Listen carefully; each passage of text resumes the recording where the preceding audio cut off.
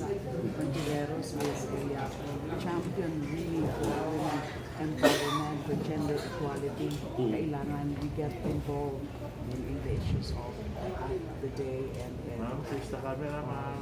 exhibit our strength, our capacity as women. So, kailangan mo matapang. Hindi matapang.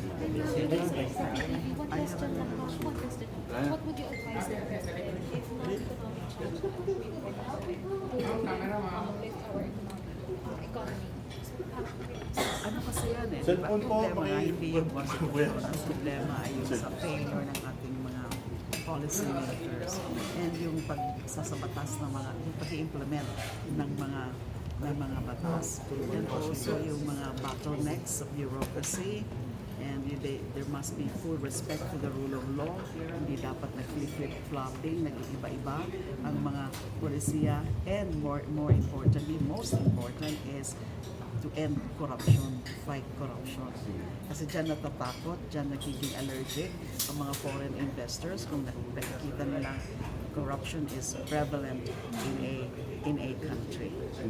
Ma'am, just to recall, nung sinabi niyo kanina, ano yung nagustuhan sa Salukuyang administration ng mga NRBBM?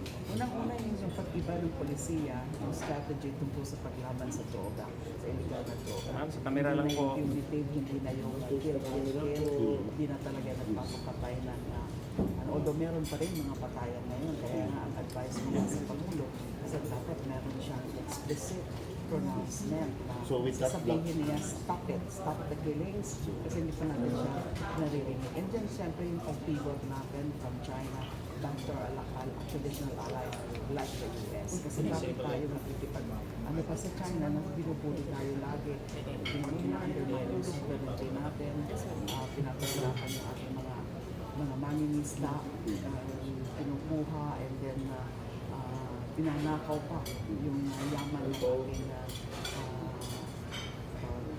seas, no, ng mga oceans natin. So, bakit tayo mag-aano sa China? Mali talaga yung naging pivot noon ni Duterte na naging pro-China on certain promises, mga pledges, economic pledges na halos wala naman nangyayari.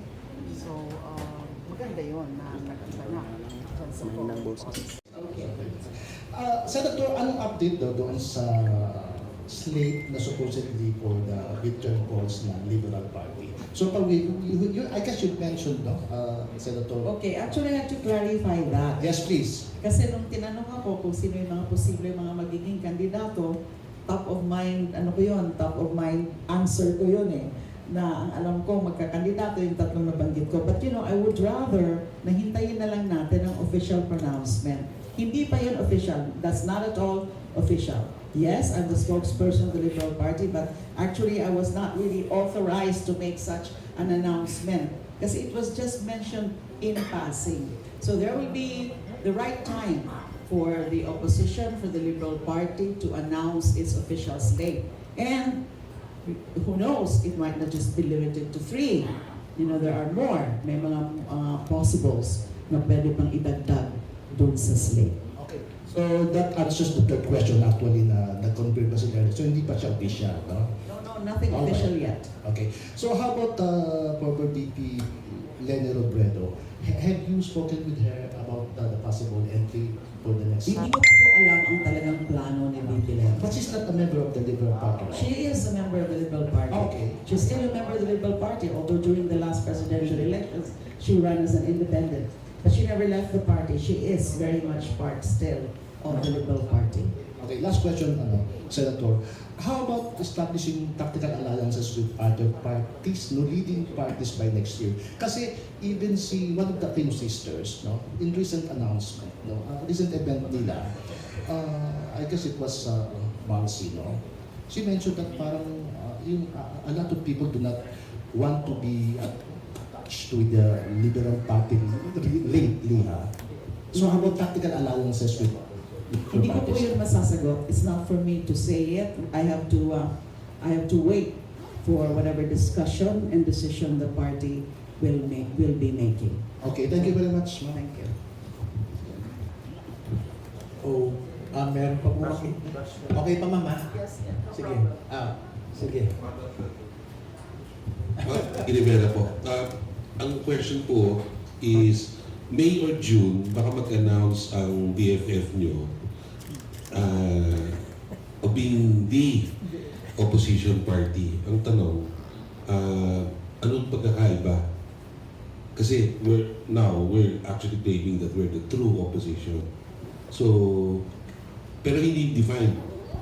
Ano yung advantage or pagkakaiba ninyo pag nag-declare si Duterte na sila ang opposition by June, yun ang nasasabi mga May or June daw baka mag-declare sila as the opposition.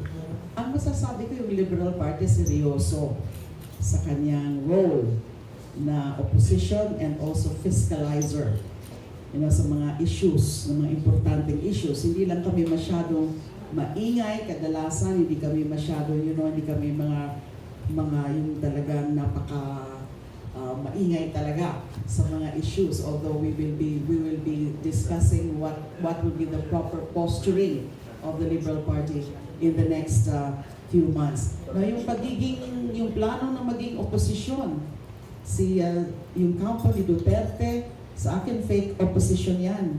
Hindi, wala naman siyang sinasabing tunay na alternative vision for the country. In fact, even nung kumandidato siya in 2016, wala naman talaga siyang vision na pinisenta sa akin. Ang kanyang lang is that kailangan mawala yung mga addict, mamatay silang lahat.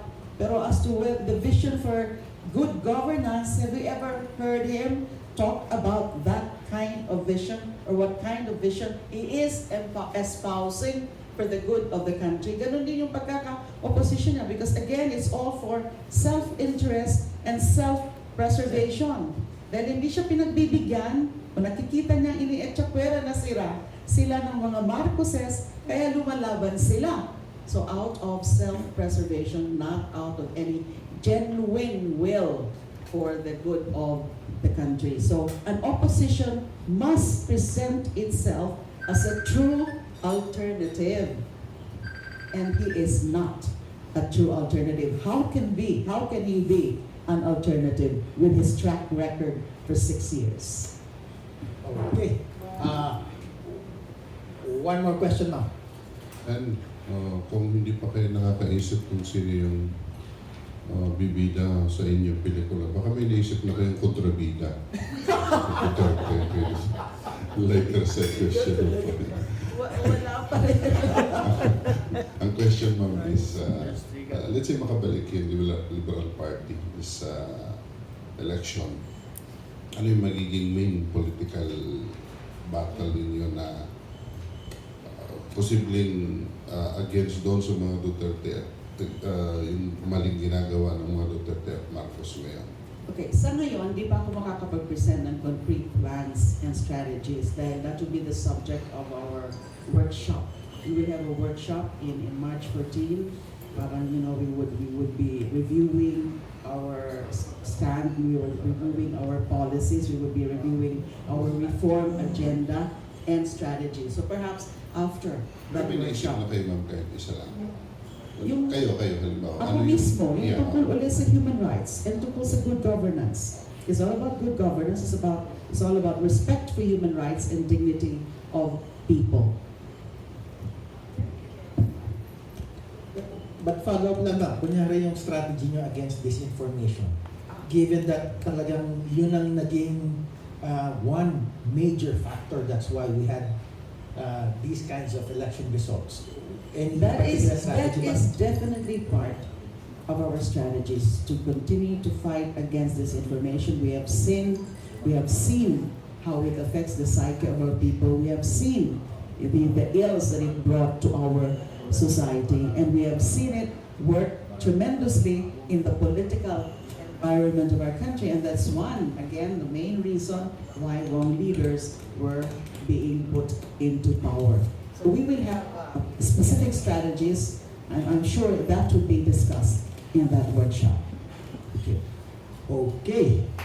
Maraming salamat. From a mainland invasion. The question to ask therefore is, Until when will China tolerate a Philippine administration that is openly becoming more hostile with its intentions on controlling both Taiwan and the whole of the South China Sea? This brings us now to my final fourth point of interest, which is the potential threat of another Trump presidency to international stability and security from the perspective of democratic countries. A Trump presidency will of course solve a lot of China's problems. Another 4 years of an unhinged American presidency will again strengthen U.S. enemies around the world, and this includes China, Russia, and Iran. And so far, things are not looking good for either the Democrats or a sane Republican alternative. God forbid a Trump revenge comeback. Unfortunately for the whole world, the stars are not exactly aligning in its favor, and we might actually be looking at another Trump presidency, which is definitely for worse. With an unhinged American president, the U.S. becomes an unpredictable ally in the Asia-Pacific, leaving us mostly alone to deal with external threats such as China's aggressive intrusions into our EEZ and occupation of our maritime claim in the WPS. This only brings to the fore the urgency of fast-tracking a minimum credible defense program, of modernizing our AFP, specifically our Air Force and our Navy. The old adage is never more applicable than now, with the impending election of Trump to the U.S. presidency again. No one will help us but ourselves. Only we can defend ourselves against external threats. We can never rely 100% on any other country aside from our own. This is why we should all support an AFP modernization program that is geared towards defending our national security from external threats instead of wasting resources on internecine war of insurgencies on fellow Filipinos that has depleted our energy as a nation for more than half a century now. So these are my thoughts and perspectives on these pressing issues of the day that it's been nagging us for weeks and for months already. And thank you for giving me that opportunity. Thank you, Ma'am. Thank you very much for those 4 key points that perhaps we can further elaborate during today's show. First off, Ma'am, I think a lot of people are not surprised that you are open and vocal about your opposition against this charter change. This is not the first time, Ma'am, that we had a charter change efforts. Yes. Nagkaroon po kayo panahon ni Gloria Macapagal Arroyo. Apat na beses na ata. Yes, ma'am. Mhm. So, being a former senator, what do you think are the chances of this current charter change efforts to be successful, if ever? It actually depends on how much support it has from the president, how much support it has, and how aggressive our political leaders are. And we're looking them now as such being aggressive.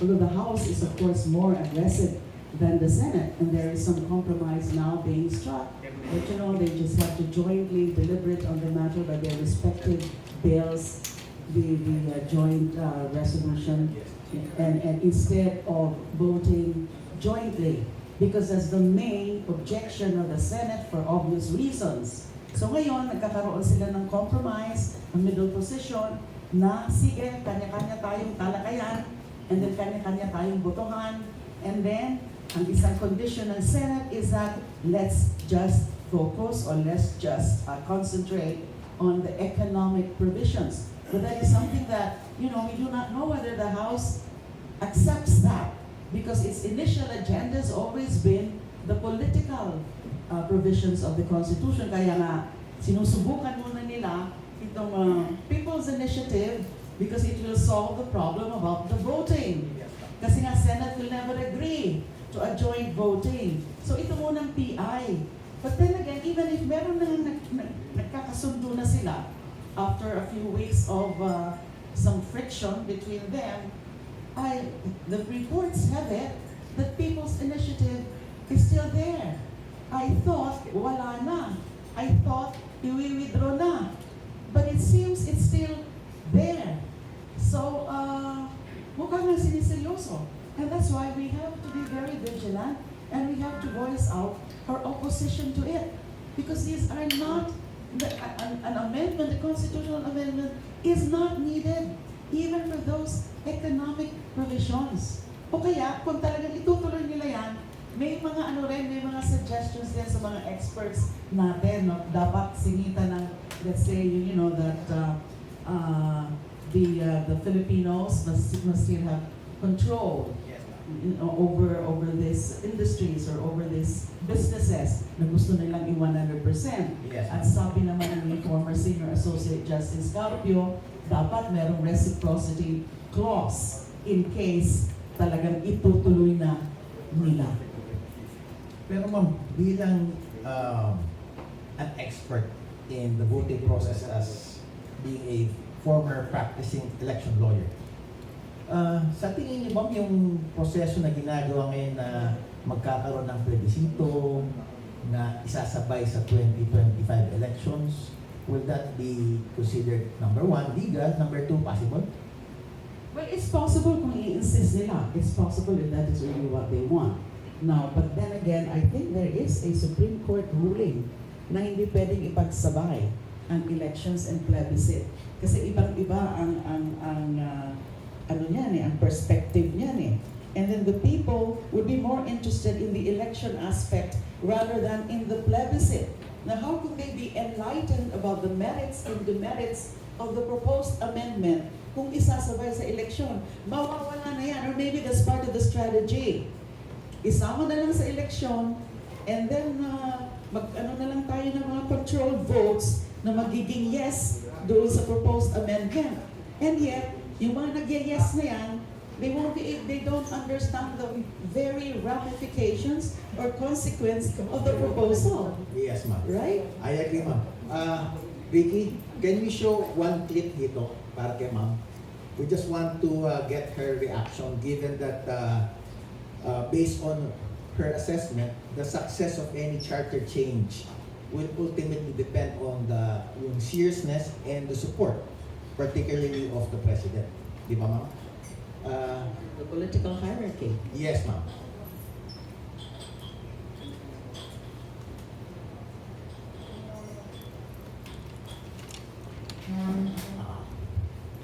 Pero ma'am, lumalabas kasi dun sa People's Initiative, pwede po ba ma'am, is it legal na there is that parallel efforts of a People's Initiative and at the same time some kind of constitutional convention, if ever? That's a very novel question. That would be the very first time that you would have that in our political history, political and electoral history. Bakit nila isasabay yun? Dahil nga gusto muna nila about the voting and then about the amendments. Bakit hindi isa na lang? So forget about the People's Initiative. Kasi their proposed amendment now is just about the voting. Now, if they're really sincere in their protestation or in their pronouncements na hindi economic provisions lang because it's really needed for our economy, but although that is very debatable, na kung is the Constitution ba the reason for our economic woes? It's not. Yes, ma'am. Correct. Pero is it possible, ma'am, na once you try to amend the Constitution, is it possible that we can just limit changes to economic provisions only? Pwede po ba yun, ma'am? Theoretically, it's possible, but in reality, once it's opened up, the proceedings or the process is open, whether it's a constitutional assembly or a constitutional convention, anything goes. Anything goes. Yan ang nakakatakot dyan. Ang ibebenta nila sa publiko, economic provisions. Yes, ma'am. That's what they're doing. And then maganda yung mga sinasabi nila. Although that's very, as I said, it's very debatable. We also do not agree. We need a constitutional amendment to effect, yung mga na yan in terms of attracting more investments. Yes, ma'am. No, but then again, pag nandyan na yung Constitutional Assembly and the Constitutional Convention, the people would have no role anymore. you know, it's what they would want, and the voting would be theirs and theirs alone. So what else can we do? Yes, ma'am. So, kung ganun, ma'am, given your experience as a former legislator and your vocal opposition against charter change, what do you think ang kailangan natin gawin so that we can perhaps solve the economic problems of our country? Yung mga, kasi may mga batas na nga. In fact, Senior Associate Justice Carpio had discussed in a briefer on the People's Initiative that the Philippines actually has one of the most liberal foreign investment laws in the country.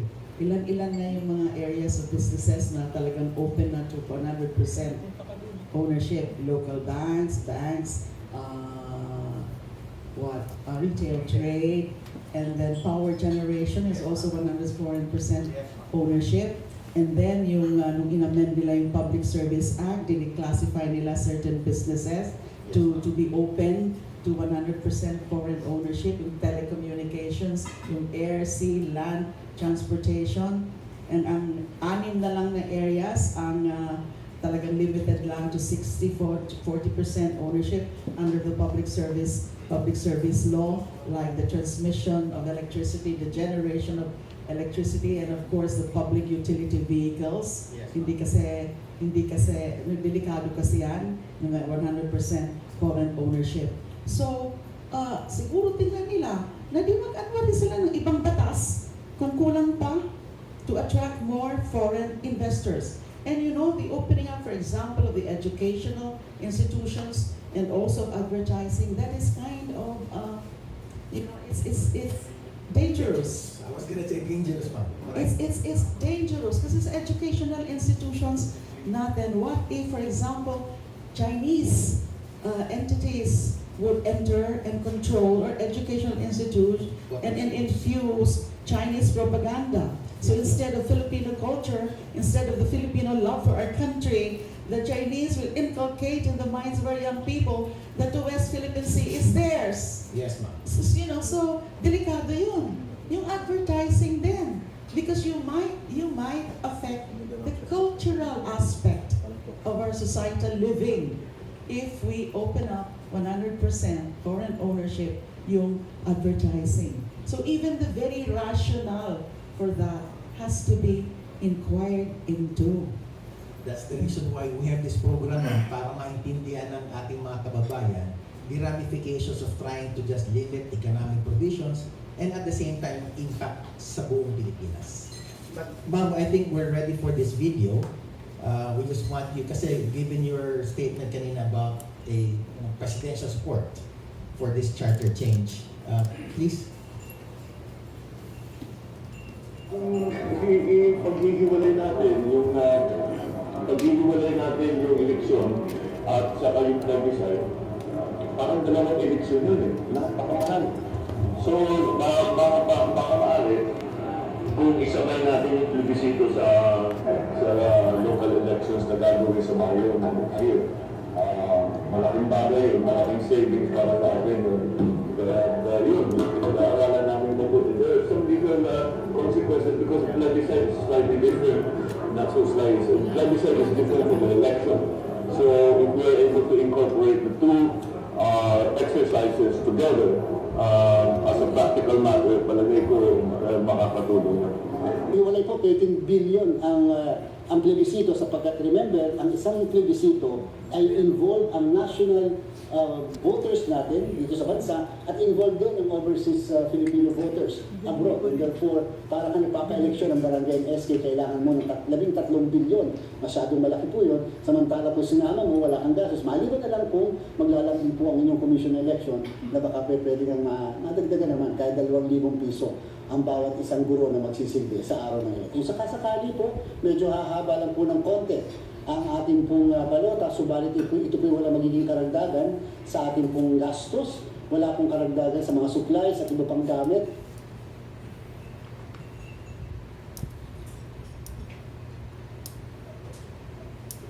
Pumapasok kayo ng alanganin. Mr. Yun alam mo na, ma'am. Medyo mainit Nakita ka. ko na kaibigan ko. Sorry ma'am, sorry ma'am. Hindi, given the pronouncements of our president and our chairman for COMELEC, si Sir George Garcia, ito po ba ma'am, is it an implied endorsement of the Charter Change Initiative? I should say so. Because if you recall, we have not had any statement from him regarding really whether what he favors, whether it's in favor of People's Initiative and Charter Change or against. And that's why in one of my talks I said that he cannot be wishy-washy on this issue. You know, he should speak up and tell us what exactly is his position. Is he in favor? Then he must tell us. If he's not, then he should tell us also, so that people would take a position Yes. on that. So being wishy-washy is not good, because you know all of these processes, all of these things being done entail a lot of resources and time and energy from all concerned.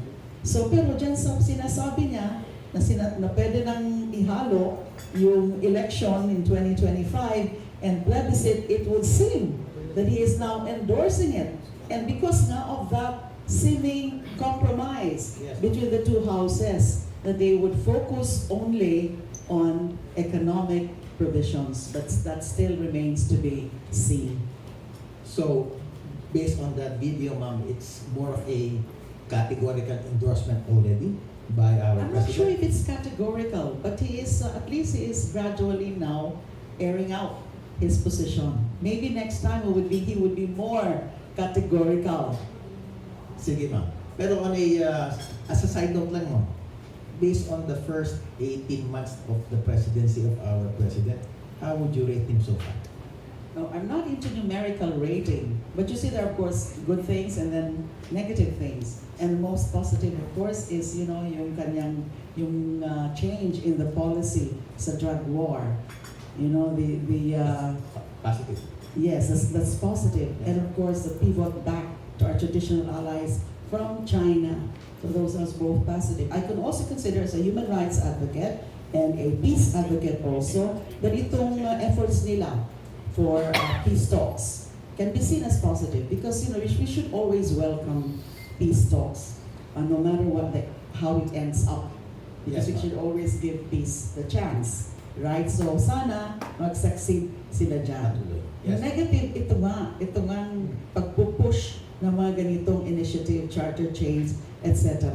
And of course, yung you know, there's still the political dynasties are still there, and then the patronage system of politics is still there. Now there's not much transformation in that regard. And kailangan nga natin isang alternative eh. Yung alternative natin, it is not necessarily in a single strong politician or a strong leader, but the initiative has to have a vision towards a transformative kind of governance. So, maglagay lang ng mga tamang tao sa gobyerno, and then with the right vision and programs, and also empowering more the people, then siguro mas may chance tayo for betterment. But then, let's see, because yun nga, at least hindi siya palamura, hindi siya nagpapapatay ng tao, at hindi siya traidor in terms of our foreign relations, in terms of, you know, yung, unlike the treasonous policy of the previous president. Sige ma'am, while we at that topic already, part of your second point was this Marcos and Duterte telenovela na magkapate, nag-away. Again, ma'am, given your experience in government, do you think this is helpful, or should we consider that meron bang katotohanan yung sinasabi ng isa over the other? Ang problema kasi natin ngayon, if I have to be very blunt about it, is that we are being placed in in a very uncomfortable and unfamiliar situation where we need to choose the lesser evil, if I may say that. No? And then yung pag-aaway na yan, sino ba ang lugi dyan? Siyempre ang taong bayan. Because yung attention and resources ay nadadivert sa ganyan. And we all know that on both sides, it's all about self-preservation. One side, perpetuation in power. The other side is a desire to come back. God forbid that he does not come back. It's like, God forbid the return of Trump presidency in the United States. So, sana mas sila, yung alamin naman nila kung ano talagang mga tunay na kailangan ng taong bayan, ng mga tao. Hindi yung mga self-interest lang nila.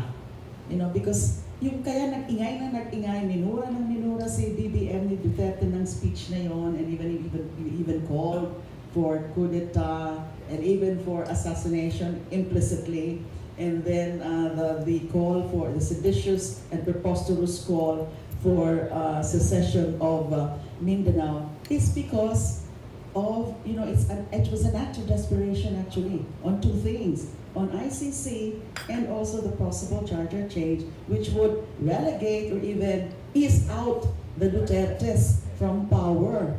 Nakakala niya kasi nagre-renta lang yung mga Marcoses sa Malacanang, na hinihiram ng lilang ng Malacanang, kaya nga pumayag noon si VP Sara, na maging VP lang.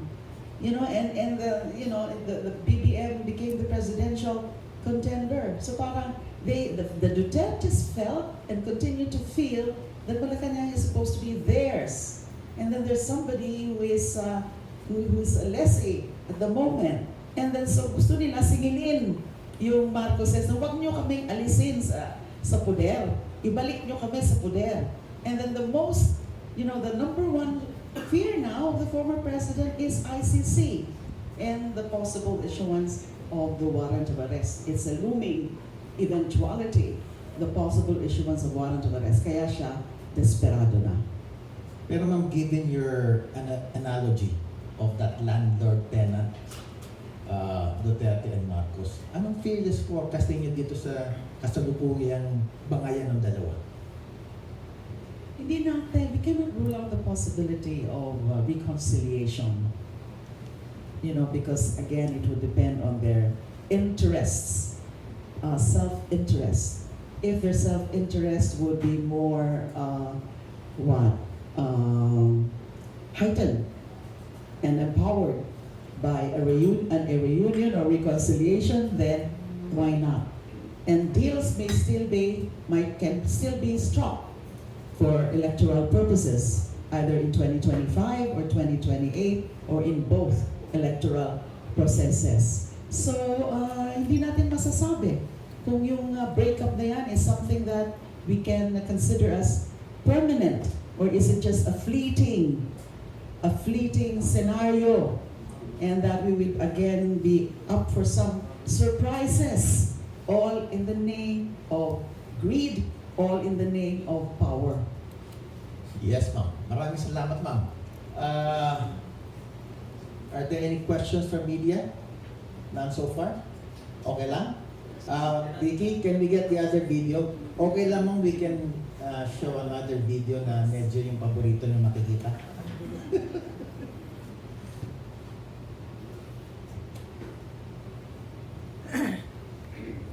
Evidence ng PDEA doon sa listahan, nandoon yung pangalan mo. Ayaw kong sabihin yan kasi magkaibigan tayo. Kung hindi magkaibigan, magkakilala. Ikaw pumapasok kayo ng alanganin.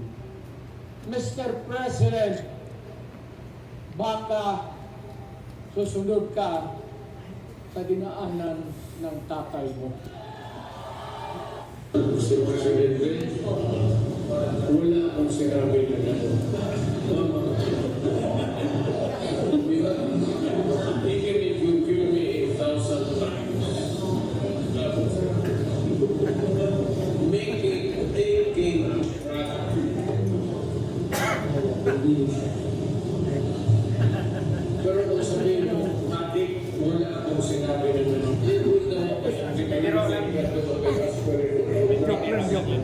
Nag-joke na mula eh.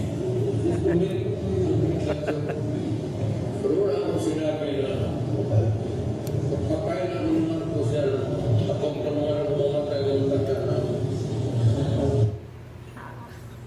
Liar. Wala ka bang question, no? Sige ba? But again, that was the reaction that we wanted to get from you. I think that speaks everything already, ma'am. Yeah. Flip-flopping talaga siya lagi. Hindi ka na, is such a liar. At ganun din nangyari sa drug war, di ba? Noong una, grabe yung mga open public pronouncements niya ng kill, kill, kill. He would say that all the time, Yes. the first 2 years of his presidency. But nung pumasok na yung ICC, iba na yung sinasabi niya na he never meant to urge, to prod, to encourage those killings. So what else is new? Again, ito, unang sinabi, dinig na dinig ng lahat ng tao. Sino ba maniniwala sa kanya that he never said that BBM is an addict? He never said na nasa listahan ng PIDEA when PIDEA disowned it. So binabawi na naman yan.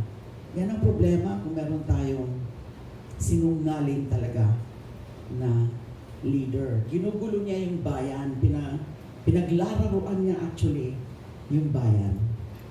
But for some reason, ma'am, may I say that our former President Duterte still has a reasonable base of support. Yes. Bakit kaya ganun, ma'am? What do you think is the reason why until now, despite flip-flopping of statements, not just once but a few times already, he still has that base of support, ma'am? Well, several things siguro. Unang-una yung kanyang personality kasi, yung kanyang style, yung kanyang character. He really speaks the language of the masses.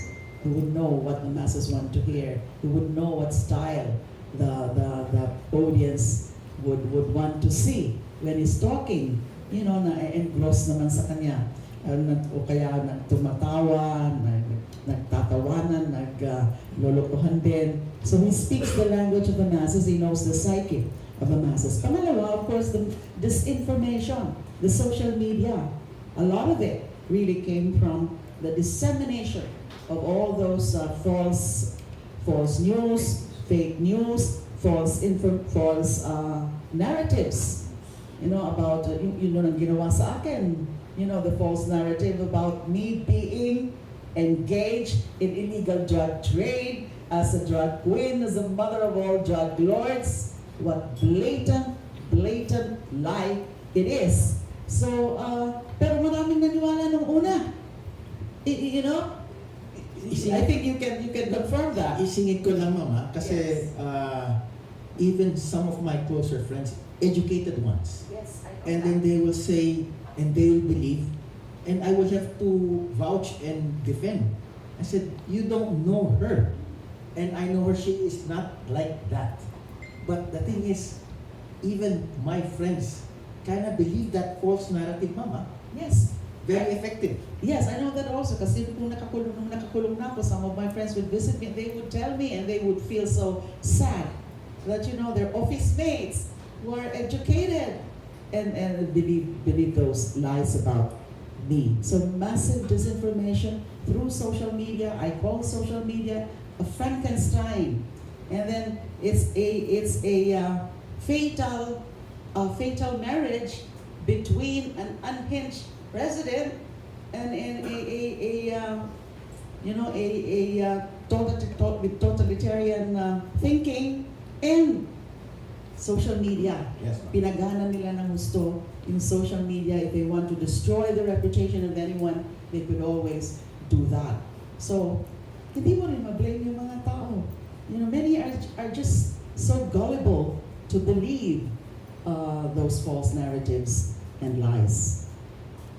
If you were in a position, ma'am, to make changes or reforms so that what happened to you, I will not say will not happen again, but the risk of having that happen again to anyone else, what would that be? The changes that you want to perhaps introduce para hindi na maulit, ma'am, yung nangyari sa inyo. Well, I always believe that it's always the kind of people that we put into power and the kind of people that we put in various branches of government, especially the crucial ones, the sensitive ones, like the DOJ, for example, who was the chief enforcer of Mr. Duterte, yung nagpakulong sa akin, yung nag-file ng cases, nagpa-aresto, yung DOJ under the former secretary. And so, yung voters' education natin is very important. And, for people to realize that whoever they would put into power for the next 3 years, the next 6 years or so, would be critical in terms of leading us to progress, real progress. And the involvement of the citizenry, it has to be broad-based. Yung various organizations magtulong-tulong in terms of educating the voters and also in participating in the discourse of very important issues in our society, lalo na itong tungkol sa charter change ngayon. Medyo mahabang biyahe po yan, no? Mahaba talaga. Voter education program will take a really long process. And some groups have been doing that for decades already. Sadly, hindi pa rin. Because pag gumana na yung pera on election day, massive vote buying, yun lang ang iniisip ng karamihan ng maraming mga botante natin without really realizing the consequences of the wrong choice or choices. Maiba lang tayo sandali, Mama, given that you accepted a larger role in the opposition. Di ba, Ma'am? Marami nagtatanong. May nag-text lang po sa akin, Ma'am, ano po ba yung mga plano ninyo and objective bilang one of the leaders of the Philippine opposition today? Okay. Right now, I'm the spokesperson of the Liberal Party. I'm helping out in disseminating the vision, the programs of the Liberal Party, because I do believe that Liberal Party remains to be the most principled among opposition political parties. Although our numbers have been decimated, pero ang mga natira naman talagang mga principled, dedicated, and patriotic, and with good track record. Now, I remain to be such as spokesperson of the Liberal Party. I'm going to help out in the electoral campaign for next year in 2025. But if you're asking me that I will also run, then the answer is no. I have no plans to run for elections next year. I did some reflection on that. I did some consulting on that. And mahirap kasi, given also the political climate and the realities of a campaign. You should be able to have enough resources, or lots of resources actually. And you have to be so popular. And popularity now is anchored on different standards. So I think you know what I mean. Yes. So, nagiging practical lang ako, nagiging realistic lang ako na it might just be futile for me to join the political fray for next year. It's, para sa akin, Mama, very difficult lang to hear that you don't want to really join again. But I know your contributions from the outside will be very meaningful to any opposition. And yes, and because in any capacity, even as a private, as a citizen, as a private citizen, I'll still be pursuing my core advocacies, lalo na yung sa human rights, and lalo na itong justice nga for the thousands of victims of the drug war. And that's why gusto ko talagang tumulong din sa ICC. And I've been also liaising and coordinating with some human rights groups in terms of that goal of justice and accountability for the victims of the drug war. We have another video, Ma'am, talking about justice and human rights. We'd like also to elicit your reaction. This is one of the more pressing issues right now. The Senate Committee on Women, Children, Family Relations, and Gender Equality is conducting an investigation in aid of legislation. And it has the power to compel the attendance of witnesses, no matter how well connected they are. In the past, cabinet officials, lawmakers, and an incumbent Senate president, and even a former president, have submitted to Senate subpoenas and appeared as witnesses. His constitutional rights, like all witnesses, are respected. Pero hindi siya mataas pa sa presidente, sa Senado, at sa batas. Sa kabilang banda, hindi po ako mangingiming, tumindig laban sa mga nananakit sa kapwa. Lalaki, babae, bata, at kahit kadugo. Gaya ng hindi nangingimi ang Senado na magsalita laban sa mga mapanakit, mapang-abuso at tiwali. Isa lang ang hinihingi sa inyo, ang magpakita sa Senado. Tinatawag yung duwag, ang testigong nakatakip ang mukha, pero nagpasa naman ng affidavit, habang hindi kayo sumusunod sa subpoena at nagpadala lang ng audio clip. Bukas po ang Senado para sa panig ninyo. Hinihintay namin kayo.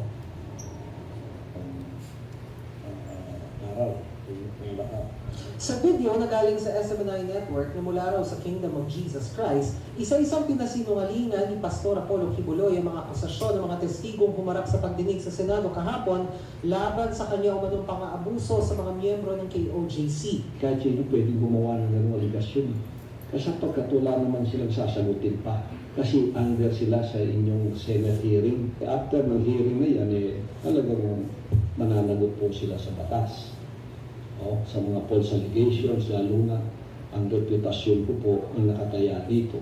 Lahat ng mga false accusations na ginagawa pa, kahit sino pwede kayong pumikap ng isang witness at pagkatapos tabunan ng mukha, pagkatapos gawin yung alias, kahit ano na lang ang pinagsasabi niya doon, wala ba siyang sasagutin? Sabi pa ni Kibuloy, kahit na ipasupina siya, hindi siya haharap sa pagdinig ng Senado. I will raise any of you. Kahit 100 pang witnesses ang gamitin niyo. Ma'am, bilang naging dating committee chairman sa Senate, pwede po bang i-ignore na lang ang subpoena? Hindi pwede. And if you don't obey the power of the subpoena, ano mangyayari mo? Well, they can arrest him.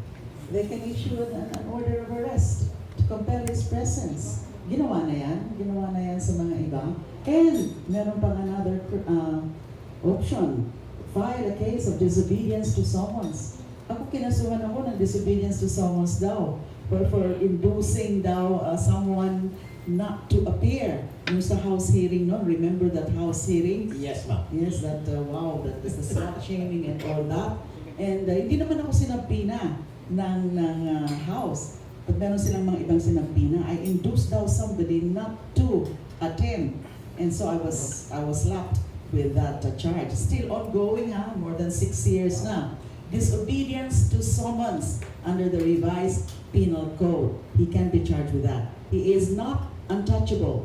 He cannot be untouchable because no one is untouchable. So he has to appear because he's facing very serious allegations and he has to confront those allegations. Ang sinasabi ni Pastor Kibuloy, ma'am, na huwag niyo na akong paapilan dyan, sampahan niyo na lang ako ng kaso mo. Is that a good reason to ignore a subpoena, ma'am? That is not his call. The Senate has the prerogative to do that. The Senate has the mandate and the duty to hold that hearing because somebody filed a Senate resolution to inquire into the serious allegations. It's the committee of Senator Risa Hontiveros, and we must laud Risa for her determination, in hearing out all those witnesses, those charges of sex trafficking and abuses. These are very serious allegations. It's not for him to tell the Senate what to do, because it is a matter of paramount public interest. The people are interested. Yeah. Somebody like Kibuloy, with those allegations, totoo ba yun? Ganun ba siya kasama? You know, so he has to face those allegations. He cannot dictate on the Senate. Pero hypothetically, ma'am, for instance, si Pastor Kibuloy will seek your advice. Sasabihin niya, ano ba dapat ang gagawin ko dito sa ongoing investigation? Harapin niya.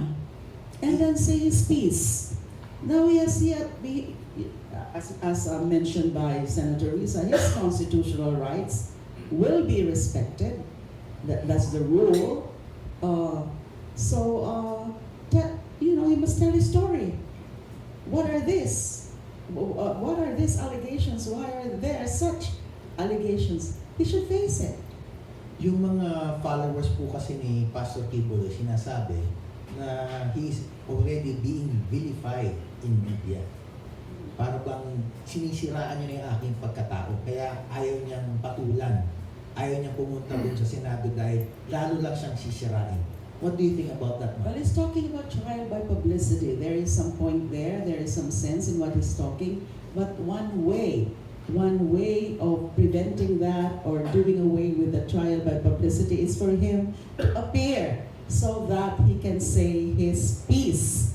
He can express his defenses to those serious allegations. Of course, media is interested because those are serious allegations. In the same manner that media before were so interested in some allegations against me. Yes, ma'am. Now, I was not summoned or subpoenaed before the Senate or before the House, but cases were filed. And I confronted those cases. I was abroad when I heard information that I'm going to be arrested, that cases were to be arrested. Some people, some friends advised me against returning to the country. There is even an offer of some asylum. But I rejected it because I wanted to face those allegations. Kaya nga tapang ni ma'am. Sinabihan na kayo, ma'am, na huwag na muna kayo bumalik, but you still insisted. Kaya nga it takes a lot of courage for people like you to really stand up.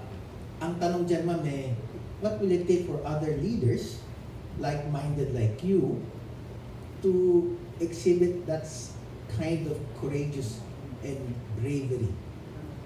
To continue to express their opinions on the issues of the country and to continue to assert the views, the right views on any particular issue, and don't stop speaking up. We cannot be silent amidst all the things that are happening.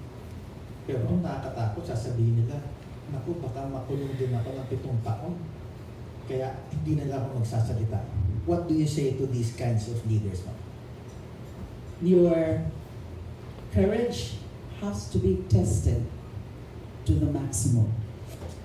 You must show courage, strength at all times. Express your views and uphold your principles always. Nakakahiya naman sa iyo na you were elected by the people. You were the choice of the people in whatever position you have right now, and you're supposed to represent them and what is good for the country. And then dahil there is that danger na ipe-persecute ka lang, Yes, ma'am. magiging duwag ka na. And what kind of a leader are you? It's very difficult kasi, ma'am, to stand up against the bully, especially for someone who is, very powerful. That's why for most Filipinos I know, they would rather be silent. Kaya nga, ma'am, for instance, yung nangyari nga po sa inyo, they will always say, kung nangyari yun sa sitting senator, pwede rin ito mangyari sa amin yun. So, a lot of people just opted to stay silent. Fred, kasi ang mga bullies, mga duwag yan eh. So, kaya nila ginagawa yan because hindi nila kayang lumaban ng parehas o ng patas. So you have that, you just have to have that mindset that this guy, the one persecuting you, is actually a coward. So you have to show that you are not afraid of him. Yun lang ano dyan. Sige, ma'am. But let me talk about the bigger bully. which is your third point in your statement, ma'am, about China. Marami na nangyayari dun sa West Philippine Sea. Parang sa pananaw ng karamihan, we are not doing enough. Sa tingin niyo, ma'am, what does it really take for our current leaders to stand up against the bigger bully of China? Okay, aside from getting all the support from like-minded countries or allies, democratic allies natin, to continue applying pressure on China, kailangan isipan din, and this has been recommended already a few times, about filing the appropriate case before the proper body, the proper tribunal, before the United Nations. Yes. We already tried the arbitration, the tribunal, and we won there, even if China did not participate and China is not respecting the ruling, which was in our favor. Now, try other legal angles, legal route, recognized under the UN system, and baka naman baka naman yung China would feel like a favor now that more and more countries would also be ganging up on China. But gusto ko rin yung ginagawa ngayon ng armed forces, particularly the PCG, yung kanilang transparency program, na they keep telling us what's actually happening.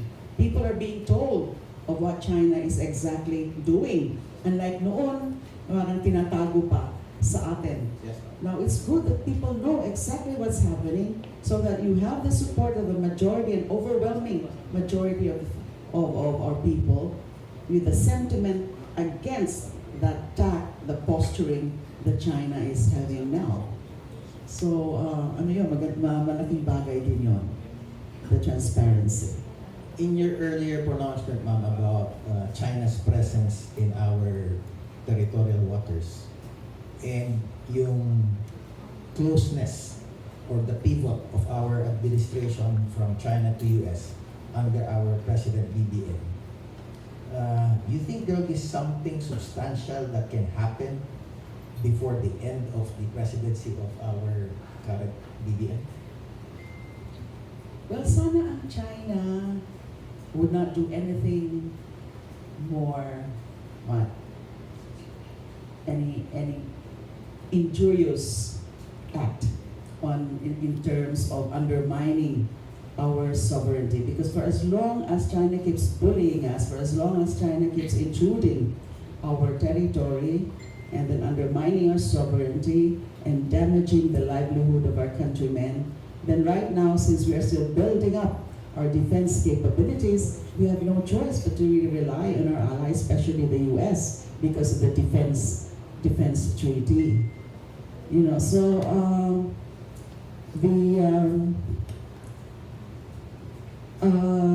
I don't want to be pessimistic about this, and I don't want to imagine a situation where we can have violent confrontations with the China, to the extent of waging war against us. But I don't think it would really happen. China would realize the repercussions of that in terms of its standing before the international community. Alam naman ng mundo kung sino ang tama dyan sa labanan natin sa West Philippine Sea. May I ask, ma'am, what's your take on this positions of certain defense analysts and experts? The reason why China is really bent on looking at the West Philippine Sea and making their presence felt more than usual is really lulusubin na yung Taiwan. Tama po ba yun? Na parang it's a preparatory move for them. Let's control this part of the West Philippine Sea first before invading Taiwan. That is a very strong basis yung kanyang mga predictions. China has never wavered in its assertion of sovereignty over Taiwan. That Taiwan is theirs, even if Taiwan does not really want to be part of China and has been endeavoring to be independent from China. And China is not at all wavering on that. It is bent on reclaiming and on controlling Taiwan. It is a very high probability. And tama yung mga analysis na yun that they need the West Philippine Sea. And that's why they're so worried also, and they do not want these EDCA bases in our territory, especially in the north, Yes, ma'am. which is just so near Taiwan. Kasi alam nila nandyan yung defense ng US. You mentioned earlier the participation and activities of the Philippine Coast Guard, ma'am. Would you want to see any other activities coming from our national defense, from our armed forces, let's say Navy perhaps, or even Air Force, in that part of our country, in West Philippine Sea? I'd rather say that hindi muna tayo magpakita ng ganong mga force. Let China continues to bully us. Kasi for as long as China does that, yung sympathy ng mundo sa atin. Kasi tayo yung underdog. So we prepare internally, we prepare quietly for that eventuality, but let's not show forces right now. Let's not compete with China in the waters in terms of showing superiority, because China is indeed superior. It's very powerful. Its armed forces are so powerful. We're no match, but we have to also build up our own credible defense system kahit paano, because as I said earlier, we cannot rely forever, we cannot rely 100% on our allies. So, hindi tama yun. Yung ano lang muna, yung mga, the resupply missions, the supply missions, that's very well within our right. We should do that regularly and continuously. And obviously, when we talk about allies, ma'am, Big Brother is, at this time, is the United States. You mentioned also earlier that there is that threat of a Trump comeback as president of the Revenge US. comeback. Yes, ma'am. How will that impact now with our issue in the West Philippine Sea, if in case there will be indeed a Trump comeback? China would be happy with Trump comeback because we would not know the change in the U.S. policy. We have seen that during the Trump presidency. We didn't get much support from the U.S. Its defense people, its security people also did not know what to do under a Trump presidency. How assertive would they be? How helpful will they be to us? And how useful will they be to help us in our conflict with China? So China will benefit from Trump presidency. The U.S. might just well say we're hands off now in your issue between the Philippines and China. And China would be now more emboldened to do what it wants to do, more island building, more reclamation, more harassment of our fisher folk. So it's a dire situation. Wag sana mangyari. Considering the U.S. elections is a domestic concern for U.S. citizens, voters, from the point of view of Filipinos, like you and me, ma'am, is there anything else that we can do to somehow anticipate that Trump comeback? Well, we can help out doon sa mga kababayan natin ng mga citizens na ng US na pwede na bumuboto rin sila, that we should tell them to be more discerning and listen to the issues against Trump and realize the potential damage again that Trump will do to the world order. So it will not just affect the US, but the entire, the world, the global order would again be modified and changed. And kaya kailangan pagsabihan siguro natin yung mga kababayan natin na pag-isipan nila yung pagboto nila, yung mga naging citizens na and entitled to vote in the US. Sige, ma'am. we are actually about to end the program. Pwede ba ma'am konting light questions? Yeah, sure. Okay. May nag-text sa akin, what was the first meal that you craved for that you had after you were released from confinement? Lain. Bicolana ako, paborito ko yun. But I must tell you, Fred, na actually hindi ko naman tinatanggap yung pagkain doon na yung supply, the regular delivery of the custodial center on advice of my friends and family. So yung pagkain ko galing pa sa bahay o sa mga kaibigan ko o sa mga kamag-anak ko. So pinadala nila, may nagdadala every morning, yung breakfast, lunch, dinner, dinadala na yun every morning. And syempre yung mga pickle foods like laing, I make it up. And I cooked them actually before, kaya lang wala akong kitchen doon sa custodial. So I actually miss cooking because I really cook. So na-miss ko yan. It was also reported in the news, ma'am, after you were released, was you visited your mom sa Iriga, ma'am. Yeah. Did you do anything else after visiting your mom, or anong ginawa nyo while you were there? I wanted to rest and I wanted to have more quality private time with my mom and family. Yun ang balak ko nun, pero hindi nangyari yun. Kasi sa dami ng mga bisita, yung mga nangungumusta, yung excited na makita ako, yung mga kapitbahay, mga kababayan, mga kamag-anak.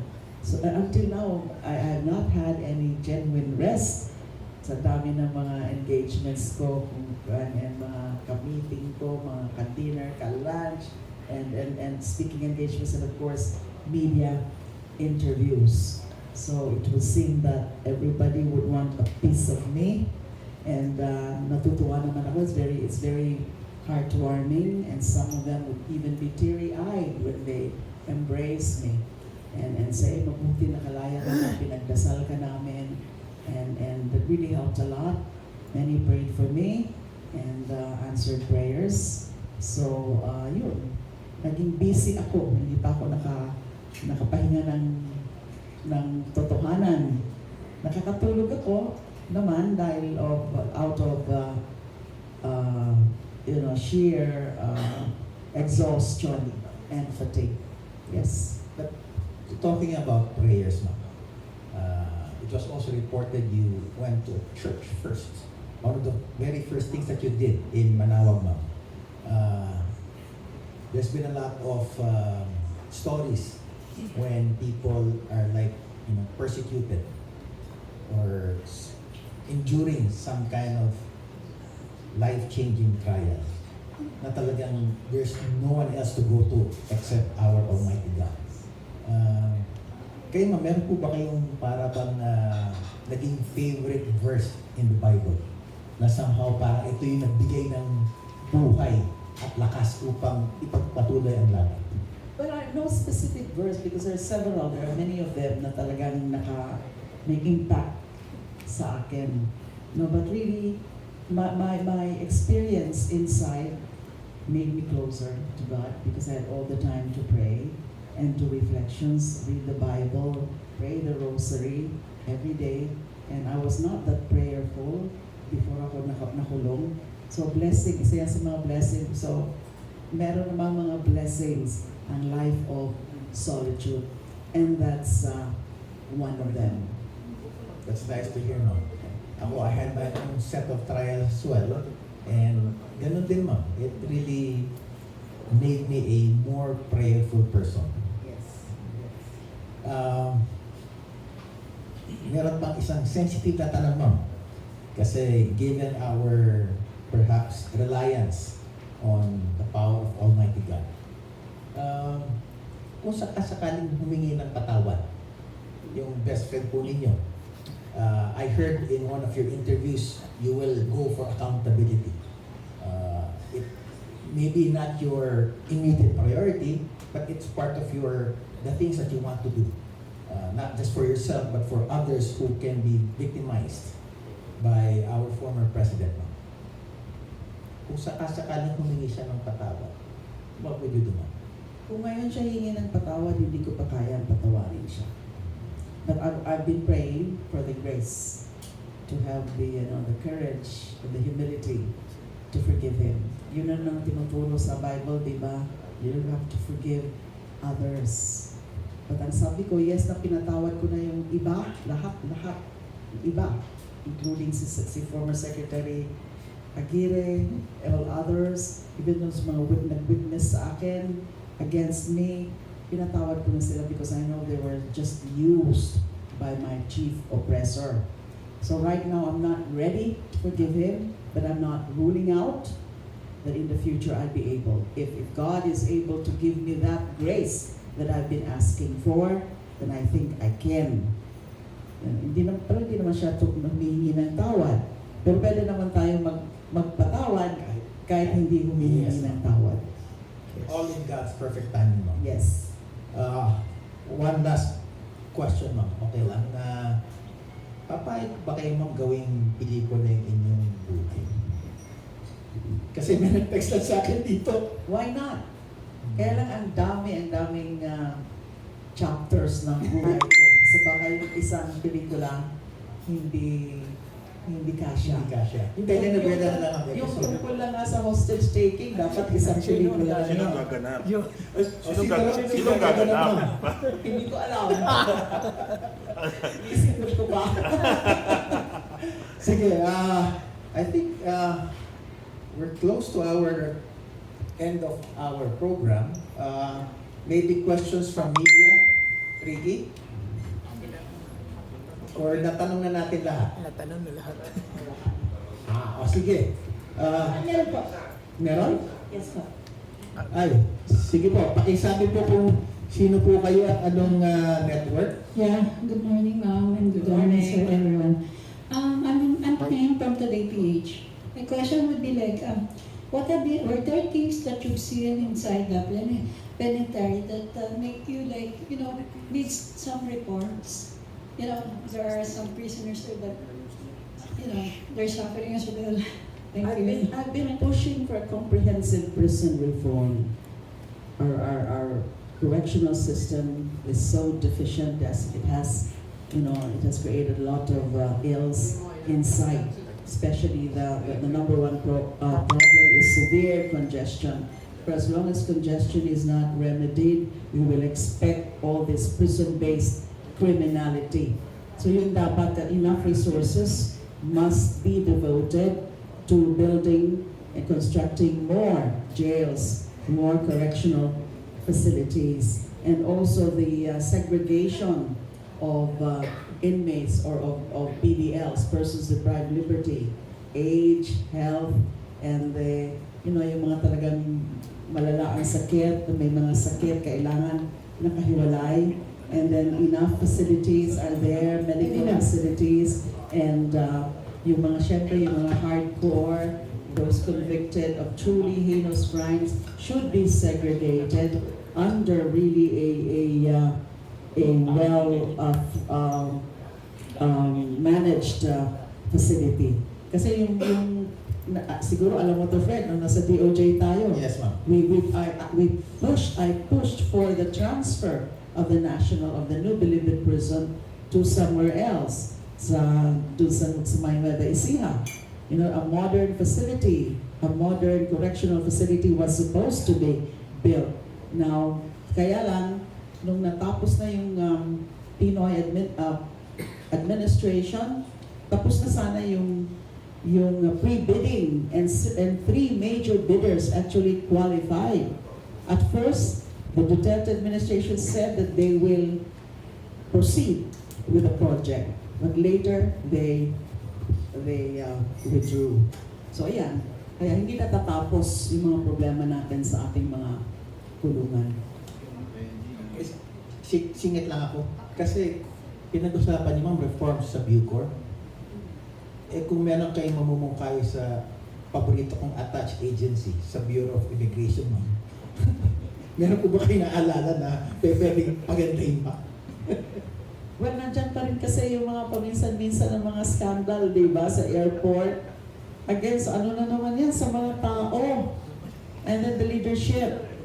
the leadership of an agency is very crucial. You have to lead by example. You have to, I'm not saying that the head now is not that, that is not clean. No, I'm not saying that at all. I really do not know. But we must really show, yung some firmness in the way he manages the bureau. Nakasama natin. Yes. Yes, ma'am. Yes. Yes, go ahead, please. Magandang umaga po, Secretary, Senator, and Commissioner. Ako po si Gina Mape, dito WWW774. Nabanggit niyo po kanina yung pagkain. Bakit hindi niyo po kinakain yung mga inyong pagkain sa inyo ng PNP Custodial Center? Hindi po ba masarap yun? Hindi ba maayos ang pagluto? Ano ba yung hinahanap niyo na,